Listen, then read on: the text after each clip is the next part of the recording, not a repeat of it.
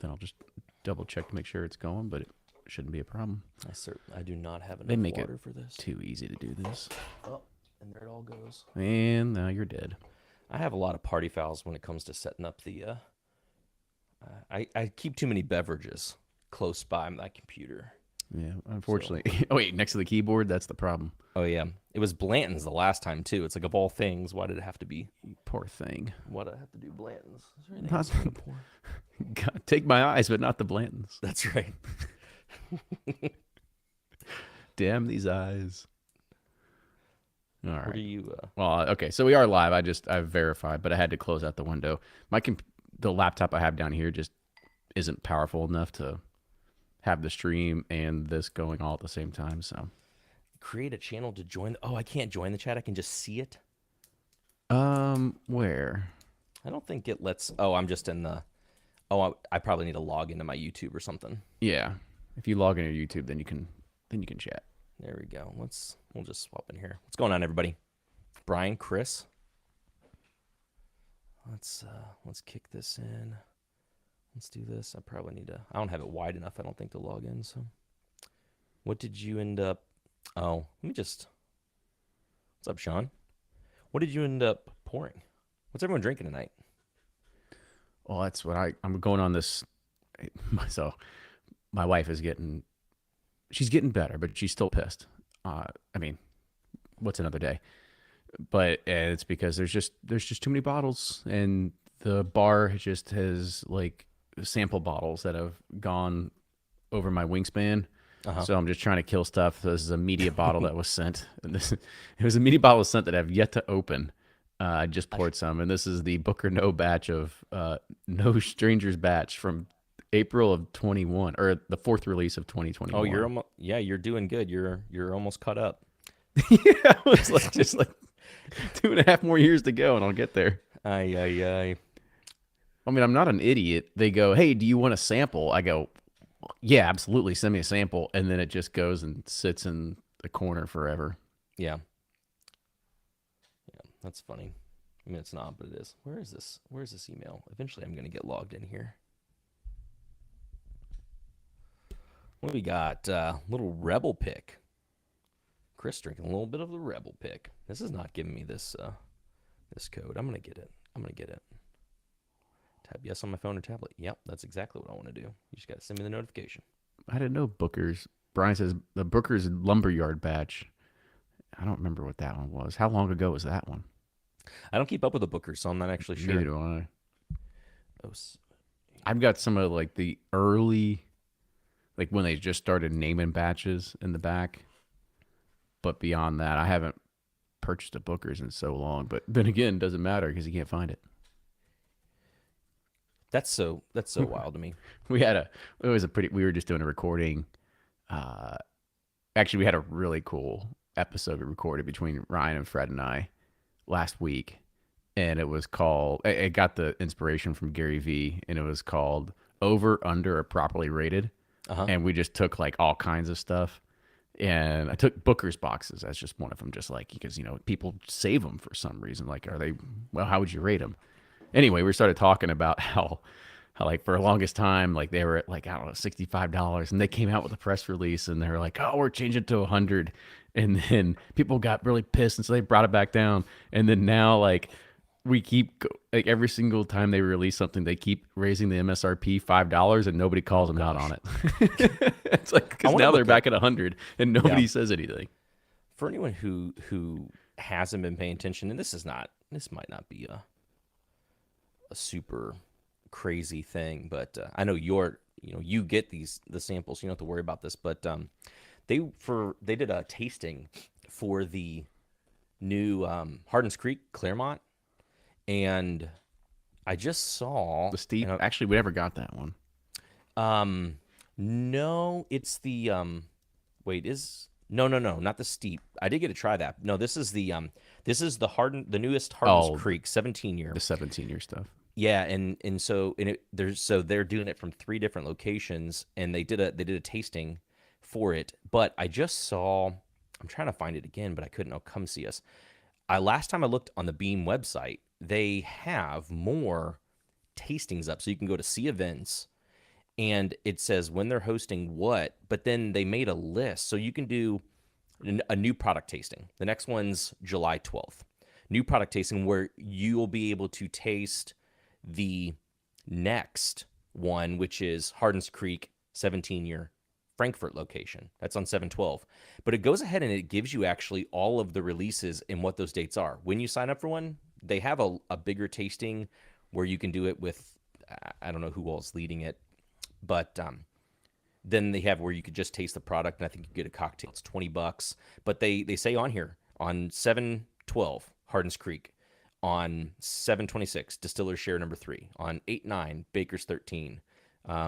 There's a new Legent coming out. There's the Basil Hayden Malted Rye, Little Book, Knob Creek 18. All these things, they have all the dates there. You can go ahead and book a tasting, and when you do that, you also have the opportunity to buy it. So for anyone who's like interested in some of the more rare Beam products who come to Kentucky at all, I'll drop that link here in the chat, but Damn, kind of you're neat. good. I didn't know. Like, I can't pay attention to all this stuff. That was like last week with like the whole Bullet 17-year thing. I'm like, how'd you find out about this? Because Yeah. I must be so, I'm in the weeds, but I don't know. Like, you're like in the dirt.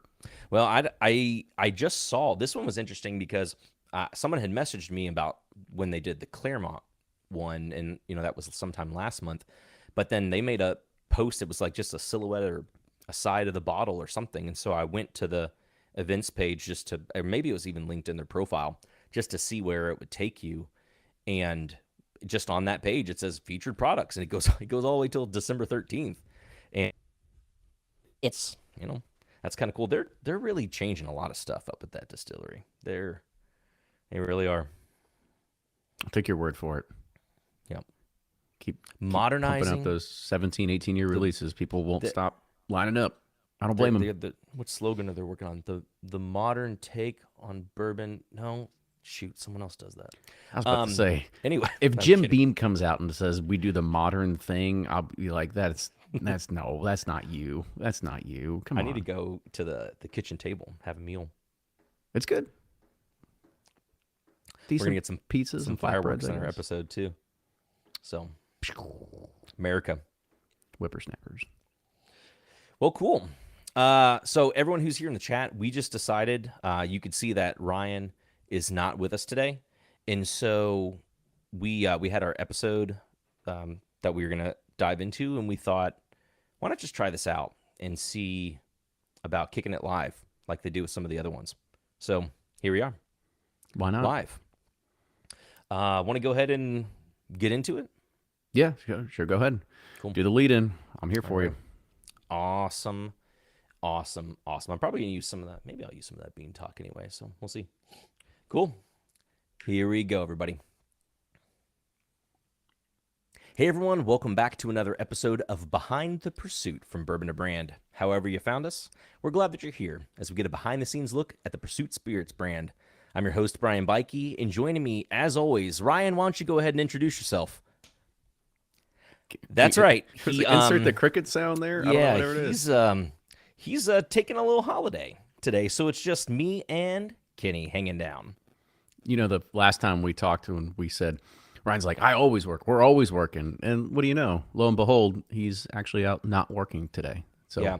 it's just us. We're the ones putting in the effort to make this thing happen. Yeah, I often message out. We have a calendar, but I do also often message out just to get verification. And I'm normally just pointed back to the calendar saying, if it's on the calendar, it's happening. And so much to my surprise, when I confirmed that we would be recording tonight, that Ryan's like, sorry, everybody, I'm hanging loose.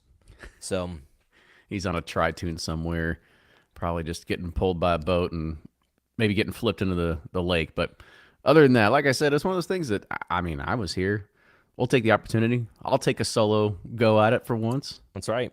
And I think that the topic that we're going to be talking about tonight is probably, I don't want to say it doesn't apply to him, but I want to say that you've probably had a lot more hands-on in regards to it. So why don't we just kind of jump right on into what we're talking about. And we have previously recorded an episode where we introduced and we talked about the ambassador program, and we talked about what that does for the brand and why we did that. So we won't necessarily rehash all of those bits of information. If you want to, you can reference back to the other podcast that we did about that. But what I want to talk about now is that as we've been onboarding new ambassadors, and as we've been having some sit down meetings or some lives with them and really feeling out what has been and has not been working in the markets with the stores and with the customers, what are the things that we've learned from the ambassadors that we didn't know prior, or that we thought we knew prior?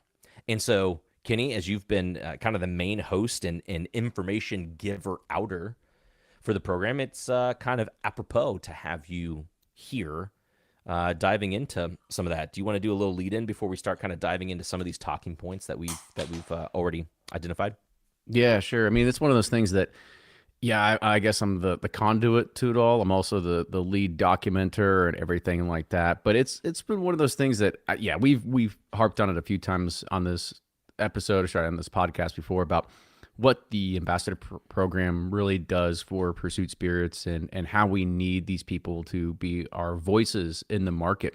But it's one of those things too, is that the idea for this show, in this particular episode, was to figure out what have we learned about our process and what I thought was going to work and doesn't necessarily work. And because as much as I want to say, like, hey, here's the blueprint, here's your script, this is what you need to follow, I mean, it's the same exact.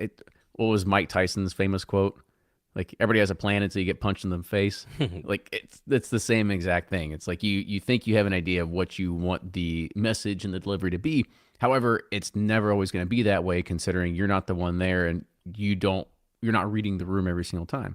Plus, at this point, some of our ambassadors are way more experienced at it than we are, and they are proving that what processes, what sort of things to say, how do you convey the brand, and how that really sticks. And that's been so great to be able to see, is because we can go back and we can start refining our processes and what we're saying, and marketing material and kind of all that other kind of stuff that comes along with it, to try and figure out, well, how do we start putting the right message forward that really resonates with the most people.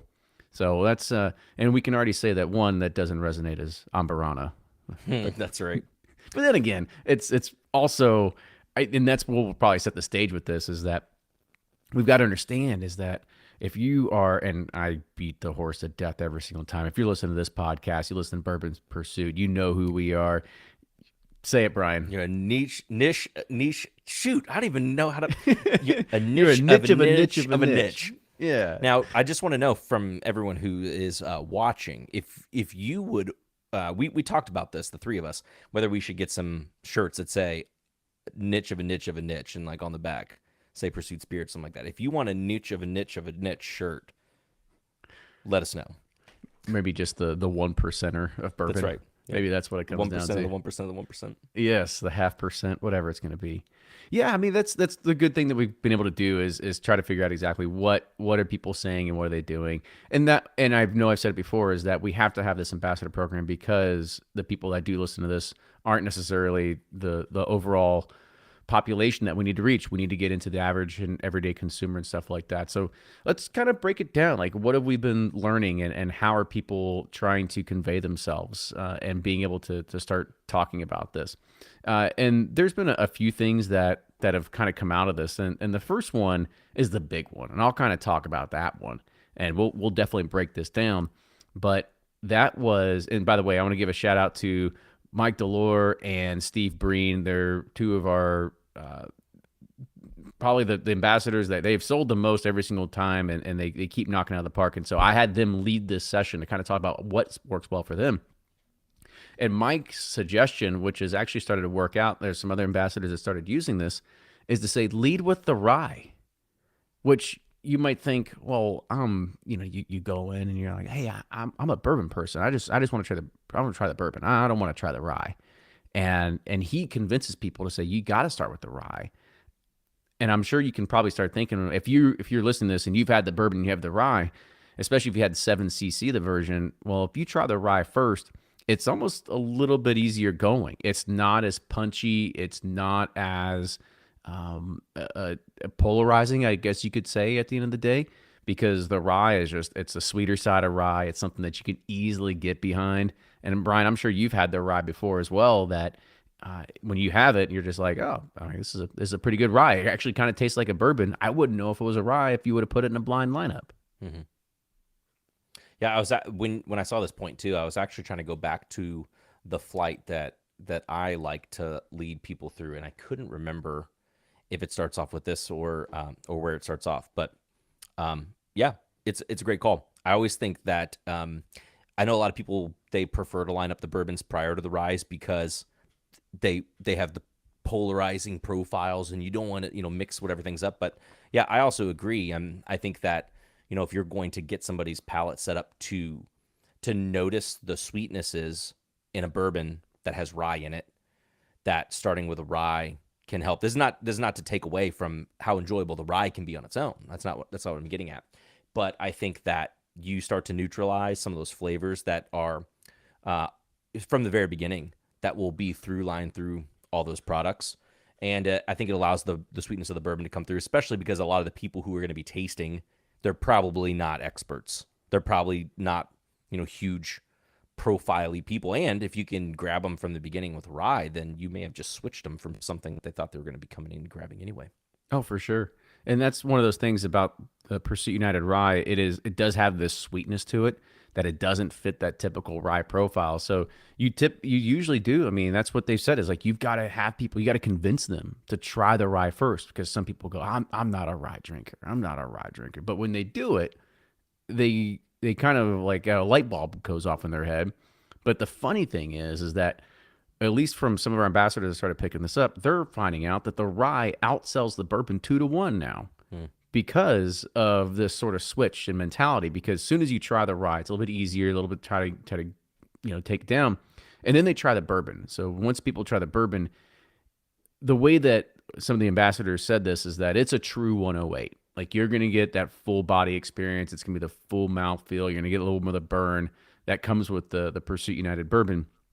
And that's what's definitely with 7cc. I'd say batch two was a little bit more easier going that, a little more on the sweeter side of things.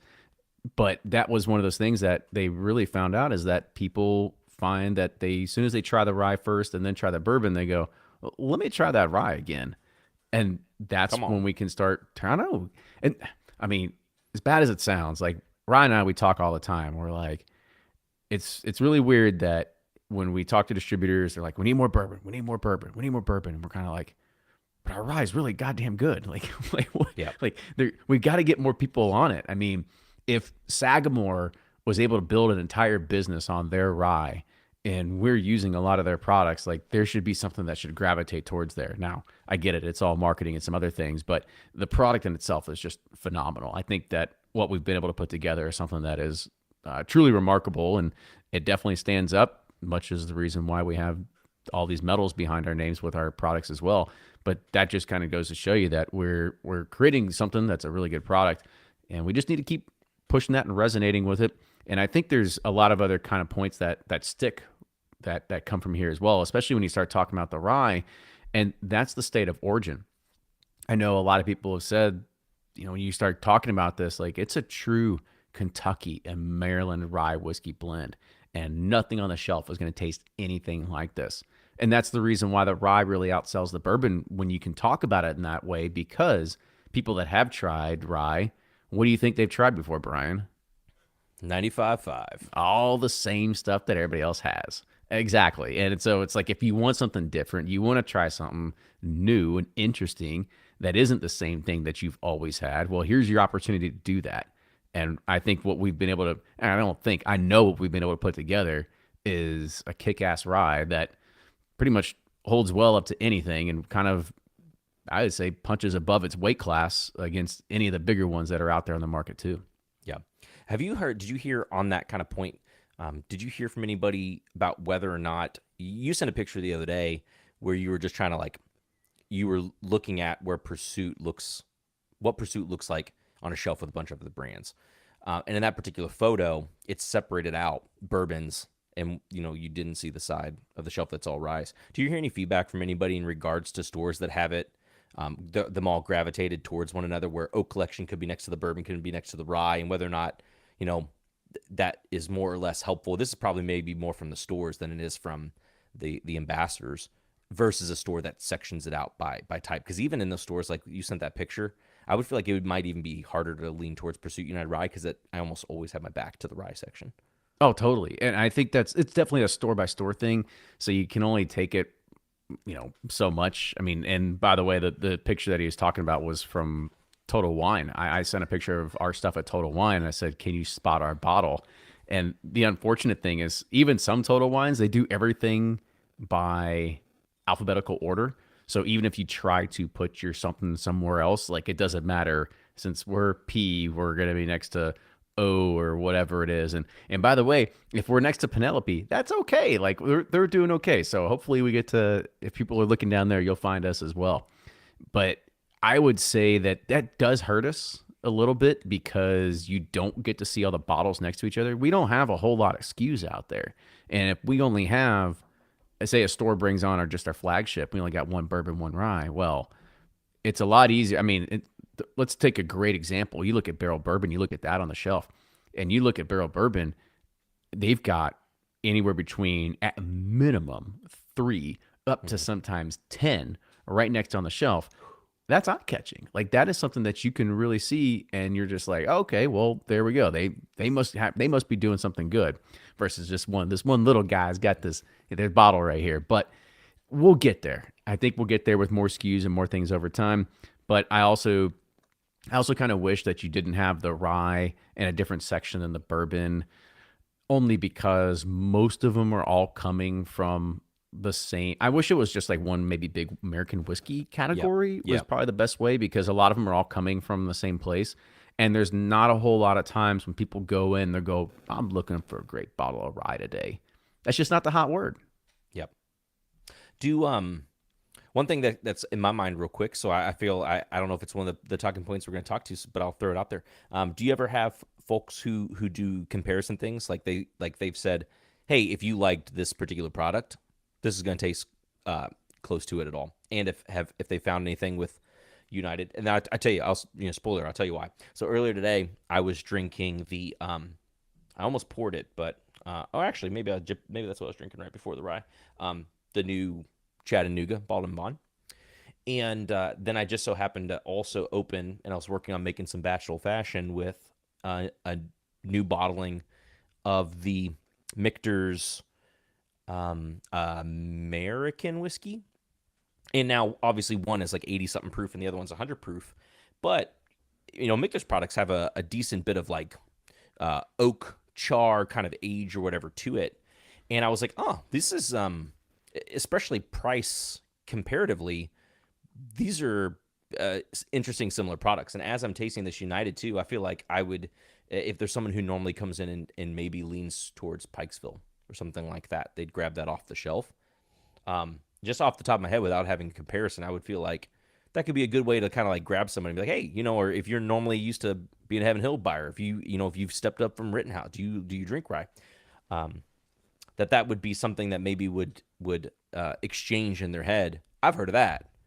This is, for all intents and purposes, comparison. Yeah, I mean, we say all the time and said, "Do you like Blanton's?" Well, here you go. No, that's not really the way we go. But yeah, I mean, there are some people that know their taste profiles very well and can say things like, "Oh, what kind of bourbon drinker are you? Oh, you like makers? Well, here, try our United Bourbon. We actually have a wheated bourbon that's actually a part of this blend that goes in here." Or you could say the same for the Weller lineup. You could say things for a lot of different things. You could try to find a tasting note. You say like, "Oh, what do you like about Eagle Rare? Is it that cherry note that is very prominent in a Buffalo Trace distillate?" Well, you can always implant that seed in somebody's head and be like, when you taste this, like try to find a little bit of this kind of flavor note. Maybe it's a little bit different here or something like that. I'm not going to say we're going to be completely one for one, apples to apples when it comes to a particular distillery, but you want to be able to lead them in a direction that makes them feel comfortable. I think this is one thing that we've had to learn over this process, is that you need to let the purchaser become the hero. And we've talked about this before, Brian, is that how do you make them feel comfortable in their purchase so that they know that when they buy something that they are making a good purchase and they feel really good about it. And so if we can convince them, or not really convince, but as long as they try it, but it's a lot of good talking points to just say, well, what do you like? and let's figure out how we can kind of lead you down that same path with one of the products that we have here on the table as well. And that's an easy conversation to have because one of the things that I found out after going through all these, doing, I don't know how many Bourbon Society meetings, clubs, Zooms, whatever it is. And I know that we're not going to hit the mark on everybody with our all four SKUs, but I guarantee you that everybody likes or loves at least one of them. And so I say, we've got something for everybody on this table. And that's the one thing that I want to try to lead them with, is saying that we can find your whiskey here, even though we don't have 42 different SKUs and 10 different proof levels and whatever it is. We don't need that. We can give you a bourbon that we, or a rye whiskey that we know is going to fit your flavor profile and fit exactly what you want. And you're going to feel like a champion at the end because you're going to come away with a product that you know that's good. You're going to feel that you've made a really good purchase in the day too. Have you ever thought about leading with the line, like having the ambassador say something like, "Now the guys who started this brand, they were substitute single barrel pick organizers for companies such as Jim Beam, Wild Turkey, Buffalo Trace, Flores, having all the brands. You know, they have stood in as the organizers for the single barrel picks at these distilleries." And people go, "Oh my gosh, they've worked everywhere."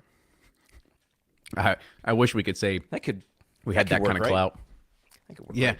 it's it's funny you say that because one of the things that I asked during this presentation that these guys were given, and everybody that was on there, I said, at what point do you start talking about us in the podcast? And they go, we really don't. If we could sell the bottle like within the first 5 seconds of the first 5 sips, that's all we need to do. Because this is the one thing that is, it's hard for me to kind of grasp, but we have to understand that we are not the general populace. We're not Gen Pop over here. And so we have to understand exactly how those people think, and most people, which is, I just want something good and tasty. I don't care about the backstory. But this also goes into another process of you need to listen and figure out exactly and meet them where they are in this process. Because if you give your 30-second or maybe even 15 to 20-second elevator pitch of what this is, don't do that. Like, just ask them if they want to try really tasty bourbon. And then if they come back and they say, oh, can you tell me about this? Or can you tell me about X? Or tell me about the mash bill. Tell me about this. Tell me what's the background. Then you go into it.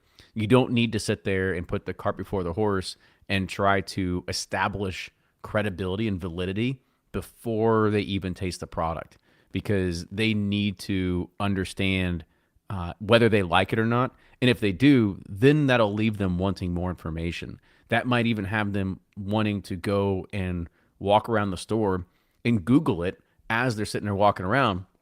And then they'll come back and either want to try it again, or they'll just pick up a bottle because they're like, hey, I did a little research on this. There's some cool things going on there. But that was one of those things that kind of took me by surprise. And as, I don't know, I guess as a punch to the ego as much as you can get, is that no, people don't care if we got the largest whiskey podcast in the world. They don't. They just want something good. And I understand that we have a really cool story when it comes to there. And that's perfectly fine. Let's meet people where they are, and let's make more fans out of them, because what they can do is that if they go and they share it, and it's that word of mouth. It's that something that gets that ball rolling. And then from there, we can see if they want to start learning more. And then they can become subscribers to Bourbon Pursuit, or listen to Behind the Pursuit, or whatever it is that brings people like us to do things like this. And we all kind of get together and want to learn. And I think that's a good thing. We don't need to sit there and pander to just the people that are going, all right, well, tell me about your mash bill. Well, is it better than Blanton's, or blah, blah, blah. Like, we have to be able to look beyond that, and we have to find the people that want to be open to trying new things. So this might be pulling the cart before the horse here. So if it is, then we'll just revisit it towards the end then. But from what you've heard, and even the things we've talked about so far, specifically this point here, do you feel like you have a similar reaction when you or Ryan lead a tasting versus what some of these ambassadors are running through? Like, have you purposely tried to do a tasting with somebody where you don't talk about the podcast and you're like, I actually reached them? Because I know normally you and Ryan just go, it's either right, it's actually against some of these points that we're talking about, right? It's like it kind of dives deep or it hits, we are the podcast. So I guess the question mainly is, do you think that you have differences in the interactions that you all have with people when doing a tasting, or is all this kind of revelation that we're going through kind of new information? Do you think you'll try anything different at all? Or, yeah. Yes and no, I guess Mm-hmm. is the best way to put it. Mm-hmm. So there's different context to what Ron and I do versus what the ambassadors do. And those lines will start to get blurred more and more as our ambassador team gets more comfortable with doing long form presentations. For the most part, Ron and I, and even ambassadors as well, is when you're in a liquor store, you've got 15 to 30 seconds to give your pitch, have them try it, and see if they want it and move on. That's not what bourbon societies, that's not what pairing dinners, that's not what those types of environments are for. And so the context truly changes because that is a more of a, like this podcast, it's a long form way of being more of a storytelling opportunity. And you can really go diving deep into the history and everything like that. But the people that are there at the store that are just making a bottle purchase, they're not necessarily enthralled with the backstory. They're looking either for something fun or new or different, or just trying to get something that's a kind of a, I don't want to say a quick hit. God, it sounds like they're drug dealers or something like that. But they Well, it are, might they're, be, but yeah, it's this maybe a little bit, but they are looking for something to just kind of grab off the shelf and go. They're not looking to sit there for a 45-minute spiel and understand exactly where we started from and where we're going and where the future entails and the blending process and how we got to the proof and all this other kind of stuff. Those are much longer form scenarios, whereas we have to truly condense that story into something that you can just do in 20 to 30 seconds. And when I say that story, there is no story. That's the reason why promo people do things for all these other brands, because they don't have to know the story. They just say, "Hey, you want to try something? Here you go. You want a bottle? Here you go." Like that's it. Like that's the magic formula, and it's just making sure you put the right product in front of them and give them just enough wanting to ask some more. mm-hmm. So we got another point here too, and I just would be curious to hear what some of the feedback's been, where you talk about using some of the terminology like startup, small brand, local. So if we're not hitting on the story, excuse me, if we're not hitting on the story, if we're not hitting about the origin, talk about what has meaned for the ambassadors to talk about themselves and what they're doing as an ambassador. That talks about who you all are and how that kind of is a quick shift instead of talking about the story. Yeah, there's always buzzwords that always grab you. I mean, if you're sitting there and you're pulling up Yelp and you're looking for a restaurant, or you're looking on TripAdvisor for recommendations, or you're looking for a hotel and you don't want to stay at say a Marriott or a Hilton, but you want something local, you want something craft, you want something that is something that you just can't get anywhere else. Those are the buzzwords that typically resonate with you. I mean, Brian, that's the reason why you love not, I would say, mass generated type of coffees, right? Mm-hmm. You want something that is truly unique, that's different, it's from a small brand. It's something that I think you're isn't trying to say just, well, I mean, we're all a little snooty to a point, right?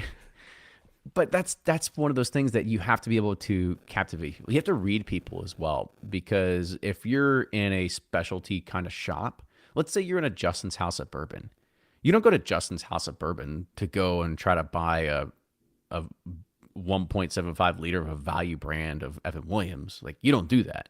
Like, you're going there because you want to find something different. You want to find something unique. And to be able to sit there and pull those types of words out that really resonate with that type of customer. So if you come in and you say, "Hey, this is a bourbon brand, it's by a startup." I mean, that's one of those things that a lot of people like to rally around a startup because they are, I wouldn't say trying to take on the big guys or the big market, but you know that a startup is doing something different. I look at that in the tech world because everything inside of the tech world that's coming from a large organization, they're usually not doing anything groundbreaking. All they're usually doing is either following the trends of what somebody else is doing or they acquire somebody else because they didn't do it soon enough. I think that probably holds true with everything else in most other verticals or in most other types of arenas here. And so if you want to sit there and you say, okay, I can rally behind a startup. And one of the things we also like to call ourselves is a broke startup. So you feel like you're helping out the small guy. I feel that that's one of those things that you kind of look at it and you say, I feel like I'm I don't want to say doing my part, but you want to sit there and say, oh, I might have something that nobody else has. There is a feeling of I want to say maybe exclusivity, like you have just something that's very exclusive or very poignant, very something that nobody else has, and therefore you feel better about your purchase. And so finding small things like that will help elevate it. I know some of our people that are based here in Louisville, you mentioned earlier, you used the word like local. Mm-hmm. Like that's a big one.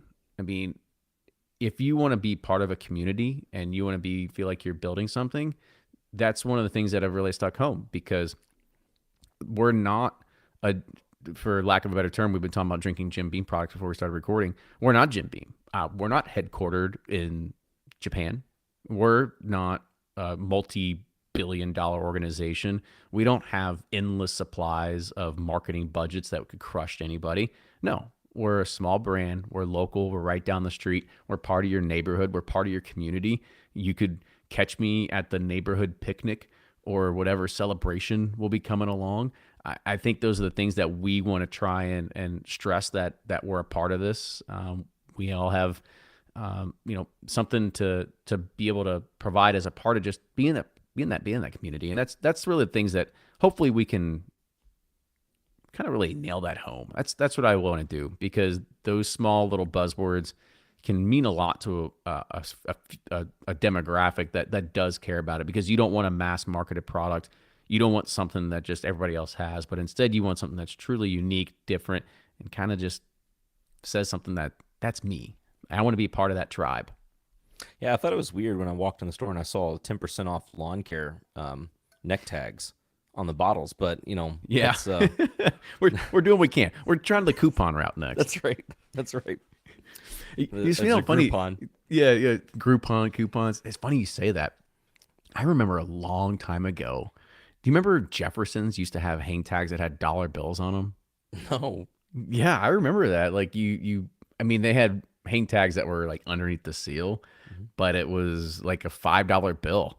And so when you checked out, you could open it up, and that was your $5 rebate. It was literally a Instant. folded up That is an $5 bill. instant rebate. Yeah, Man, that feels good.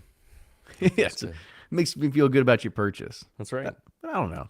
And that's speaking of just other small things that people resonate with. One of the ones that a few people talk about all the time is, and anybody that listens to this knows this, is that this is not a full time job. Ryan and I, we still have the day jobs. We got the podcast. We got the families. We're trying to build this business, and it's the word hustle, and the fact that and this is actually one that was worked pretty well is that some of the ambassadors will say, "Oh yeah, I do this because I'm truly passionate about the brand and what they're building." And they can't be here. They've got kids soccer games, they've got family obligations, they got all this stuff, and it's truly something that I have an interest in helping building because I know the quality of the whiskey. I know exactly sort of like where it's going to go as well. And so that is a connection that they're building with the customer, especially if somebody's sitting there walking around and they've say they're chasing their toddler around the store. Holy crap, like you're just made a, a big one-on-one sort of moment there. Right. Yeah. So, what in regards to that too? Well, not that specifically, but when you were mentioning the stores, it made me wonder because it's one of the things I didn't see specifically here, I maybe hit on it a little bit before on the past episode. But are we seeing anything, any reach different in specific states? and one of the things that kind of came to my mind, which is off topic from that question, is we do get a lot of people who still inquire saying, I know you all don't distribute here, but Sealbox ships here, or we can get the product here, but we don't have it in the state. And as much as we'd love to continue to open that up, it just doesn't make sense if someone's not able to quickly set up something where somebody can just turn and grab that bottle and take it to a register and walk away with it. But again, back to the question. If these rhymes or reasons seems to hit, in all of the markets of which, we're in, or if there's certain states that for some reason just seem to be more resonant to it than others. And that might not even be Kentucky. No, I think it's pretty universal. There's not a state that does better with a particular message versus something else. Now, of course, the local thing, yes. I don't think you can go to Texas and say, "Oh, these guys are local."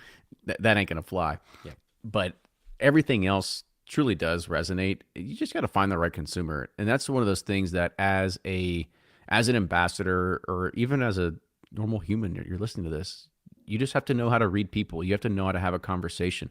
You have to understand to be a little bit salesy, especially if you're going to be doing this. And it's hard to say that because I'm typically not a salesperson. That's not my attitude. That's not how I go into things. But we're all salespeople at the end of the day. If you want to go eat somewhere in particular that maybe your wife says like, "Hey, where should we go eat tonight?" And she goes, "I don't know." Oh, you become the salesman, right? You start saying, "Well, I've got these 5 ideas where I think that I'd like to go." Don't be wrong. Sometimes all 5 of them she'll say no to as well. But at some point, there will be a cave and you'll find somewhere. So you become a salesman at the end of the day. And that's really just where you have to put that hat on and make sure that you make your case, put in the 2 or 3 bullet points that will resonate, that typically do very well. And you can throw in some of those buzzwords. You can start talking about different things, but just kind of understand and meet people where they're at. And I think that's one of the things too, is that when people do come up for these tastings, they'll say, you'll approach them and say, "Oh, how long you been drinking bourbon?" I go, "Oh, I just started, a few months ago," or, "Oh, I've been drinking bourbon for 10 years," or whatever. Mm-hmm. And that is a way that you can start gauging the consumer to try to figure out, well, all right, well, tell me more about it. Like, what bourbons have you tried? What have you liked? Especially for somebody that's new to it, somebody that's the old guard, if you will, and say, "Are you interested in trying something new, something that you've never had before?" Well, I can guarantee you anything that you're going to try here is not like anything that you've had in the past. The same exact thing can go for somebody that it comes up to this. And by the way, this is a genius idea, and it might either throw people for a loop or piss people off. We'll see what happens here. Is that somebody goes, "Well, I'm not really much of a whiskey drinker," and they go, "Well, do you like cocktails?" I go, "Well, yeah, I enjoy a cocktail." So one of our other all-star ambassadors, well, Mike, still I'll give him a shout out here. So what he does now is he brings a Sprite with him to every single tasting. Mm. And so what he'll do is he'll say, "Oh, so you like cocktails?" And so he'll make, you call it a highball, but it's essentially just 30 to 70% of whiskey to Sprite. And you try it and they're like, "Oh, this is really good." And you'd be amazed how many he sells because he basically sells a Sprite and whiskey. Mm-hmm. And that is one of those things that's like, you just have to meet people where they are. And that's when I remember the first time he said that, I kind of cringed. I go, we're not a mixing whiskey. And then I go, wait a minute. No, let's meet people where they are. Like, let's figure out exactly what is going to make them happy, what's going to make them feel good about their purchase. And if they want to buy a $65 mixer, by all means, let's do that. Like, let's show them that they can have a really good product. And that's where we talk about how we can use United in cocktails. We're one of the only ones. I mean, granted, there's a lot of stuff that's barrel strength out there, but we're at a very aggressive price point with our proof as well. $65 for 108. I mean, I could probably figure out maybe less than 10 other bottles on the shelf that might be in that same sort of price to proof ratio. So you're going to take that and you're going to put it into a cocktail. And that's when we say, like, this will really hold well in cocktails, because if you're buying a cocktail drink that, your mixer for $30, well, good luck getting anything that's over 100 proof for $30. So at that point, is the whiskey, is the spirit really shining through? So we want to make sure that we emphasize that part of the story and making sure that they understand, well, this is going to make a great old fashioned or maybe a great mixer. I don't know. Hell, mix it with Mountain Dew for all I care. If we become the drink that overtakes Wild Turkey with Mountain Dew, let's go ahead and You know, start signing the checks. I think I think United Rye with a Code Red Mountain Dew could actually turn out real nice. Maybe a Baja Blast. You know, there's only one way to find out. We just got to go to Taco Bell. We just got to go to Taco Bell. That's gonna be that's gonna be some good real content. We're gonna have to figure out which Mountain Dew tastes best with it.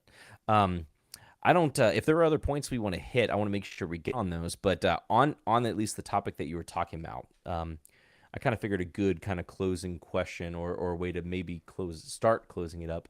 Of all the things we've talked about tonight, I'd be really curious to hear what you thought you knew. So that's the way you started off is that you've learned things that are different than what you thought you knew about your approach to what the ambassador should do, to how people will receive your brand and be willing to taste. So I'd be curious just to hear, how. And I know you've talked about it in little ways with all these points a little bit, but yeah, what did you go in expecting? What did you go in thinking was going to be the way people were going to be able to receive and portray Pursuit Spirits? Yeah. That it's kind of different. Yeah, I know I've talked about it a little bit here and there. For the most part, I always thought, well, the brand is about us. The brand is about Ryan and I. It's about what we've built. It's what we've put together. It's about, this is the stake in the ground that says these guys have interviewed absolutely everybody who's anybody in the bourbon whiskey industry. They spent thousands of hours leeching this information to create a product that is really going to hit home for the whiskey geek. And you should try it if you want to be a whiskey geek too. And that is the wrong message. That does not resonate. Now, there are ways that we can finesse that, massage it a little bit to make it say, well, listen, there's so much whiskey in the shelves, but you should try this one because of the thousands of hours that were put in, that I know you're going to be really happy with your purchase. But that's one of the things that we've learned, is that people don't care about the story. People only care if it tastes good. And Ryan has been doing a phenomenal job of doing some more, I guess you could say, consumer behavior analysis, if that's what you're going to point it as, of trying to figure out, well, what gets the most engagement when we look at social media, or what gets people really understanding, or just wanting to be diving more into a particular product. And it's never the story, it's never the process, it's what's it like in a cocktail, how do I make it with food, like all these things that have a wider appeal versus going deep into a narrow niche. And that has been one of the things that's been, we have to go back and we have to assess and analyze and make sure we re-strategize when it comes to that, because we cannot rest on the laurels to say, oh, we've built this brand, we've got this many followers. Like nobody gives a shit. Like nobody cares we have 50,000 or 65,000 followers on Instagram or 189,000 on TikTok. Nobody gives a shit. Like they care about it tastes good, and they want to feel like they are making a good purchase. So if we change that up a little bit and we try to make sure that we tailor the message to say, try this, it's not like anything else that you've had out there. That's 3 seconds of just making sure that somebody is intrigued about the product. They try it and they go, okay, tell me more. That's when you start getting those hooks in and you start sinking it in, where the message can start portraying a little bit longer. And that's just one of those things that's an in-person sort of, like, you've got that 30-second window to really hit somebody and capture their attention. And so we have to continually work on making sure that is that short little burst of time to capitalize on. That's a completely different topic than when we get into whiskey societies and festivals and everything else, where those are our people. That's where we congregate. Those are the ones that want to know more about the deep side of the story. But those are usually going to be the harder sell. all the time, that's the harder sell. We came in thinking we want to make sure that we make a whiskey for the whiskey geek because that's who we are. That's who we stand for. And that's why we want you to try this. But those are the people that we have to convince the most. I mean, myself, Brian, probably you included, we were talking before here and we're talking about Jim Beam's 17-year release and their 18-year release and whatever. We're like, oh, yes, absolutely. We're all on that. And then to say, oh, I've got this 4 to 6 year old bourbon blend from these two podcasts you should try. Like get out of here. Like, no, we don't care. And so that's one of those things that, yeah, we've got to realize. I know we have a great product. We hit above our weight class. We're winning gold medals and double goals and all this other kind of stuff. And we have to continually try and make more believers out of the people that will probably criticize us the most. However, there is a huge population out there of people that will just care about buying something good because they like it. And it's because they're not influenced by what, they're not reading all the press releases. They're not trying to figure out what's the latest and greatest and next release or whatever. It's the Costco sales model, and they're there and they're trying something like, oh, okay, cool, I'll put it in my cart. And hopefully you make a fan that way. And it's a slow build up. And as soon as we start getting to that point where this slow build up starts kind of snowballing, then we're going to be in for a wild ride. And I'm really excited for that to happen. If only you guys could give them something, sexy and exotic, like a different kind of cask. like a Brazilian Amburana. How weird. That's what I think when you really think about it, and you really think about the whiskey geek and then the general consumer, I think they want exotic, man. I think we need to, I think you and I can make this decision now. Without Ryan. Yeah, I mean, I Just think go ahead it's and put in the order. I think it's just PO. time for us to make that executive decision. And Well, and I Ryan will just, tell you. I mean, he had his opportunity to be here to plead his case. So Well, I mean, I agree, but I'm still gonna put my guns down. I'm gonna be with Ryan. If I draw that line in the sand, we're gonna be Team Noam Barana. I'm sorry. Okay, Brian. That's just the way. here's what I'm What? gonna do. Okay. Here's what I'm gonna do. I'm gonna get Let me hear my Amburana chips, and I'm gonna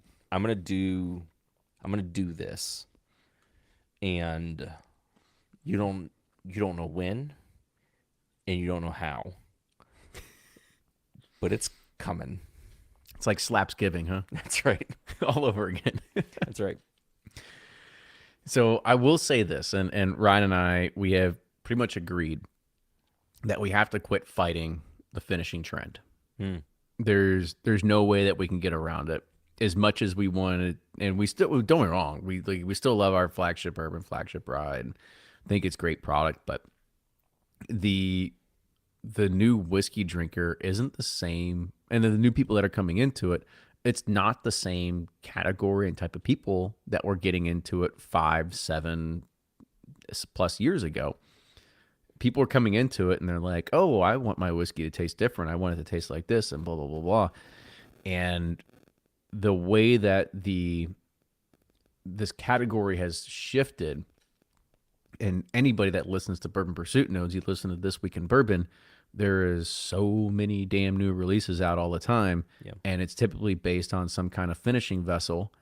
And that is what keeps people in the mind share, in the limelight. And we have to continue to innovate. I hate using the word innovate, but damn it, whatever. You want to call it innovation, we'll call it innovation. But we have to continue to start moving that direction, because that is what is going to make us stand out. As being a young whiskey brand, you can't compete with the Jim Beams of the world and their 17-year releases. Don't care what you do. But this is how you can create small little niches, small little segments, one-offs that will get people to continue buying new things from you. As much as we want people to keep downing, by the way, I would say downing, but keep drinking responsibly your bottles of United and keep buying more of them.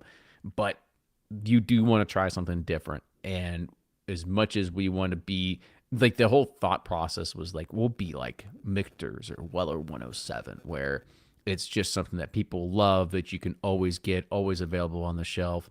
And that's just going back to other things that we've been learning. Like we have to understand the consumer behavior and where we fit into all this. And so I think you will see more stuff out of us into that sort of line, but forever team no Ambarana.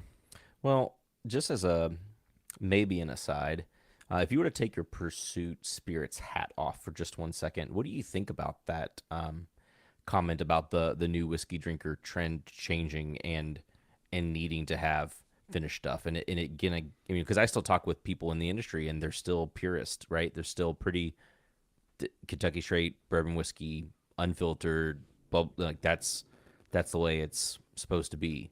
Um, is this, are we going to see this for a long time? Do you really think that?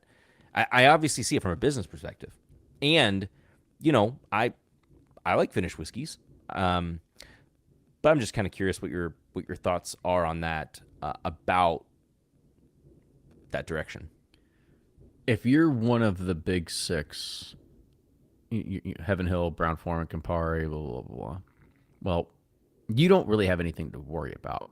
Well, I shouldn't say that because what was Wild Turkey's newest release that they're coming out with? Rum. Like, so even they're following that trend. Everybody's moving in that direction. Now, do they have to? No, because most of them have the stocks that they can have some sort of double digit age statement. They can come out with really super premium whiskeys at that level. And I think that's one of those things that Brian and anybody that's been in here a while is, God dang, like we were we got lucky. Like we got lucky 10 plus years ago getting into this because we had tons of really good whiskey at our fingertips. I mean, we're talking 10 to 17-year-old bourbons that were readily available on the shelf. And we had really damn good bourbon that was, just the oak character and just everything just all lined up. There was just a lot of stuff. And this is where we start seeing the bourbon boom come in, and you start, all those age statements start disappearing, and most of the stuff that comes out is within that 5 to 6 year range. Now, Blanton's is the only outlier because Blanton's has always been 6 years old. However, we look at just where the trend of the whiskey category is going, and unless you are coming from one of those staples, it's an Elijah Craig, it's a Blanton's, it's an Eagle Rare, it's a Russell's Reserve, whatever it is, you have a really hard time sticking out. And that shows you why Penelope did so damn well, Mm-hmm. because they don't make a ton. I mean, they do make a ton, but they're the engine that pulls the horse, or engine that pulls the cart, or what, I don't know what I'm saying anymore. Engine that pulls the train. It's not the white label Penelope 4 grain 3 year small batch. It's not that. I mean, they get the hype from all of the other, there tons of SKUs that they have, from toasted to all their finished products. And I think that's where a lot of brands have to start living, because you have to find something that, what is going to keep not the average consumer, but the mid-level consumer. Mm. Because we're going to be out of the realm of the beginner. Like, the beginner's not going in and buying a bunch of toasted products. That's just not what they're doing. You go to toasted after you've tried a few different things. But this is where you have those sort of like mid-level, or somebody that's looking for the next thing. And so that's what they do. They start gravitating towards finishes. Or actually, you know what? I'm going to take that all back, because maybe I'm just talking off my ass here, because it's like, I've talked to people all the time and they've been drinking bourbon for 2 months and they're like, what's your favorite bourbon? Or I'll say that and they'll go, Angel's Envy. And I have to go, I gotta bite my tongue on this one. So we look at that and we say, all right, well, this is just where the modern day bourbon drinker is going. Like, they consider Angel's Envy bourbon. And we have to look at that and we have to say, well, that is where the palate's shifting. It's the sweeter side, it's the port, it's the wine finish, it's whatever. And let's just meet people where they're at. And so it's a shifting landscape. And we're going to continue to make those shifts too, to make sure that we can create products that meet that need. Mm-hmm. But we also want to make sure we stay true to ourselves. And that's what I feel that we've done very, very well with the Oak Collection. And I love, I had somebody that emailed me earlier and they said, hey, I picked up both bottles. And amazing. Like you all knocked out of the park because it's not overly done. Like the blend still shines through, but the finish is still subtly there, and it's like shit. Like there it is. Somebody gets it. Like they Mm-hmm. know exactly what we're going for. And so when we can make more people like that believers, like we'll be on the roller coaster. I love it. I think that's I think that's a podcast. That sounds like a good one. That sounds like a good one. Guys in the chat, I'm gonna button this up real quick, and then I don't know, we might hang around for a couple minutes and just chat or turn it off. I don't know what we're gonna do, but yeah, for anyone who was just jumping in, we are doing a live recording of the podcast that we do Behind the Pursuit. So this is Kenny and usually Ryan from Bourbon Pursuit podcast, where we talk about the Pursuit Spirits brand, and we kind of do a little deep dive. So if you came in towards the end, welcome. We drop every other Wednesday. On that, this is the first time we've tried to do a live. If you like this, leave some comments ongoing. If you catch the replay of this, you probably didn't listen all the way through, so you won't hear me say this. But if you did, leave some comments. Let me know if you like doing this. You know, we might try and go live more. It might not always be in the evening, but just something we figured we'd try while it was just me and Kenny. So thanks for tuning in. Thanks for those who hung throughout the whole stream. I'm gonna button this up, and thanks everyone for tuning into this one. Kenny, thanks for your time tonight. Sorry that Ryan's such a Ambarana drinking slacker. We'll no, I don't know if you saw the chat while we were so we're doing a live recording of this for those who are not tuned in to the video side of this. But I did ask, I did make a mention that I'm going to be doing, and this won't make a difference. Ryan's not going to listen to this.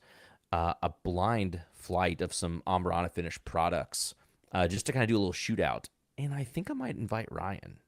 Maybe we'll set it up in the studio and not tell him. Yeah, sure. It's just like four of them right across, and then it'll go see- hate it. Not as bad, but it's still hate it. Oh, I'll have more than four. I got a new one in today, so I'll have there'll be a slew. So we'll see. Anyway, thanks for your time. Really interesting hearing the insights, and really cool to kind of to hear you talk about ways that you thought things were going to go in a certain direction, and that we have to see what the consumer's looking for, and what the ambassadors are and the stores are saying is a way that people are receiving this brand. And it's really cool to hear you all sit down and talk about that, to face that, to think about it, wrestle with that, and then move in a direction and listen to the people who do that. Not all size companies would be able to do that. So admire that and appreciate you sitting down and talking about that. Yeah, and now that we know Ryan's at the lake, I guess one thing we could probably start integrating is maybe like jet ski finished bourbon. Like just figure out some way to like just put a rope on the back and just drag it along with you. Oh yeah, just we'll show Trey we can innovate too. I think so. Cool. Thanks everybody for tuning in to another episode. Reminder, if you have any topics that you want us to get into, podcast@pursuitspirits.com. Let us know what you think about the episodes. You can always interact with us. Send us an email. Let us know what you think about the topic. Let us know if you have any way that you want to interact on the subject of ambassadors or interaction with the brand in a store setting like that. Podcast@pursuitspirits.com. Kenny, thanks for your time. Thank you all, as always, for tuning in to another episode. And until next time, we'll see you all later. I'll fill in for Ryan. Toodles. Cool. And that's that. I don't want to hit stop right away because it'll just It'll kill it'll hard cut. Well, it'll stop the live stream. That's what it'll do. Cool. I had Jefferson's jet ski. Good job, Chris. Could you hear the fireworks going off in my background? Nope. Well, I'll be curious to hear on the playback if you can. I know my kids did because two of the three have woken up and they came out. Because of fireworks? Oh, dude, they're so loud. They are. Oh, really? It's as if someone next door to me is just, which I know they're not, but someone real close, like right out here, is going to town with some. They definitely got those in Indiana. Well, I mean, I guess that's the good thing is we live right across the river. That's right. But, man, I used to be so into fireworks as a kid when the what was it? Phantom firework. Like, actually, it's still there. They don't do it anymore, but they used to send out catalogs. Oh, wow. They would be like this thick.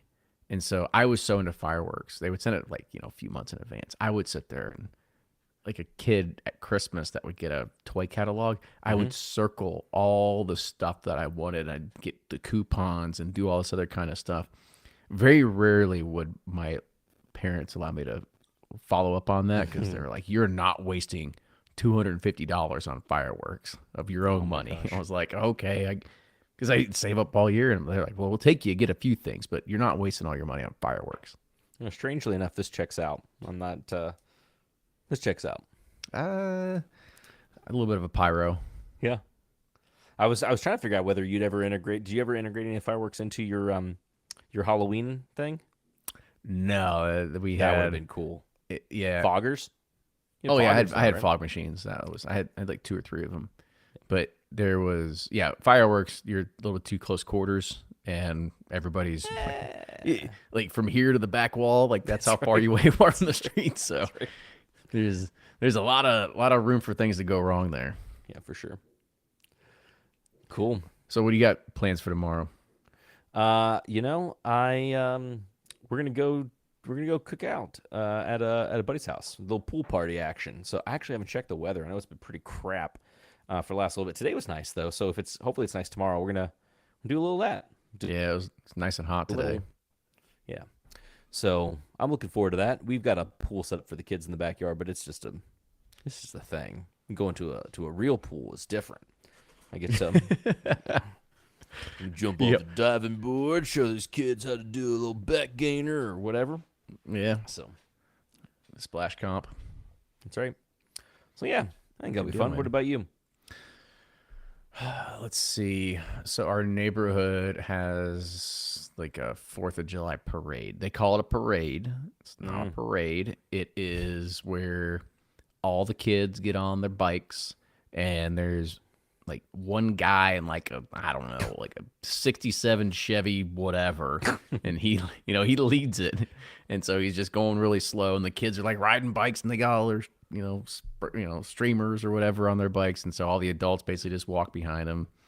I don't know That's why, interesting. but Lauren's like it's just it's just so good. It's just homey. It's just what we do. Just get it. Just get after it. Yeah, so we're gonna do that, and then um, around here is the Crescent Hill old fashioned 4th of July thing.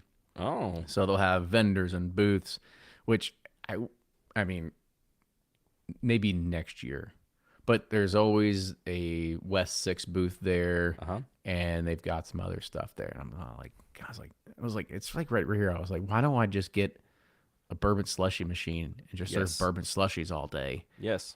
Because nobody else is doing that over there, and just absolutely crush it. Yeah. You know what else no one is doing? Ambrana bourbon slushies. So. Yeah, I mean, why wouldn't you? I mean, Look. I'm not saying you have to make a Ambrana finished product, but but I'm at just least in the saying. slushy form. I'm just saying. Everyone would like it. Just saying. Well, I think we have to have one of those ones that have three because we need two for good ones and then the third one for just like people are just like it's sorry it's the last one. All we have is Ambarana. Speaking of not good ones, last night I was drinking with some buddies and I tried. I'm gonna find the picture to pull up exactly what it was. He got it in Iceland. It was a sheep dung smoked malt. Okay, Yep. So kind of like your cat shit coffee. it's basically the same thing. And I tried it. Started off the night with it. So that was And you said, well, I guess I can end the night with that one too. that's right. That's right. It can only go up from there. Or yeah. So anyway, Down and around, whatever it is. sorry, Nick. Yeah, it's you know, had to try it. Ugh. Had to try it. No, hard pass, hard pass. That was like, so I was in Ohio yesterday. Mhm. Went to family, or not yesterday, Saturday. Wait, what is today? Today is Monday. Monday. Yeah, Saturday. Saturday. I was in Ohio, and we go out with my family, and he's like, "Hey, I'm gonna take you to this place. They got this great smoked old fashioned." And I go, "You have never listened to the podcast, have you?" I was like, "Well, I will be ordering the Manhattan. Thank you very much." I remember after a pick in at Middle West, we went to a place, and I had asked about their cocktails. And like, we have an incredible old fashioned. It's our most popular drink, and it was probably the worst old fashioned I have ever had. I mean, it had ginger ale in it. It had Oh like all God. this stuff. I think it had vanilla and ginger ale and a couple other things in it. And it was just so bad. It was so bad. I successfully have finished off that sample. There you go. I didn't get to. There's one thing I wanted to get into. I actually didn't get into it because I just kept drinking the rye, the United Rye. So can't be mad about that. Would you buy a bottle? Of the rye? That was a joke. It was Oh. like a bad sales pitch. I was like, Like, would you like to buy a bottle? I got this one. I got this one. Down Like, what do you here. what do you mean? I get them. I got like 3 bottles of United right here. They keep showing up. Get some. I gotta have all the batches. That's right. I got to collect all the coupons for the. Get your $5 back. I need my $5. Yep. I did like Okay. your idea of doing the money back guarantee. I wonder what people would think about that one. I mean, that's brave. It's a cool thing, but that's the point, right? That's why people do it. People do it. I could have sworn Jim Beam or Jack Daniels did that at some point. Jack Daniels money back guarantee. The first thing that shows up is FAQ. No returns or exchanges may be made after 30 days. I could have sworn I heard it on like How I Built This or something like that, Mm. but it might have been something with the Southwest Airlines one, which is, by the way, one of the best podcast episodes ever. But whatever. But whatever. Whatever. Well, cool guys. Thanks for tuning in our first Behind the Pursuit live. Again, let us know if you want us to do more of those. Maybe we'll get People's Champ to join us on future ones. So Yeah, at least when we do this, you get to hear it, and if we say something stupid, you get to hear it first. And then Man, you're there are- no, cut that. there are a lot of really funny. For the people who don't know, you didn't really catch it this episode. Man, Ryan says some dumb shit sometimes, and No shit. there are sometimes I want to keep it in there, and then there's a lot that I don't, but I also haven't gone back and I should just go back and scoop them all up to put them in just one podcast. But man, he says he makes some funny. I was reading one in my notes. Remember this is a couple weeks back, and he said I don't think it was you. I think it was the Tick Dom and Harry. Was that you or is that him? It was Oh him. no, it's him. He's talking about the Tick Dom and Harry, and I'm like, what are you trying to say? That one was funny. I took that one out, but Yeah, oh yeah, he doesn't know all the work that we do behind the scenes to make the podcast not seem as let's say rough. Let's say rough. yeah. Cool. Well, guys, again, thanks. I'm gonna turn off this chat. I'm gonna turn off the stream, and I'm gonna unwind for a little bit. So, Yep. Bye, thanks, everyone. Kenny. Thanks for tuning in.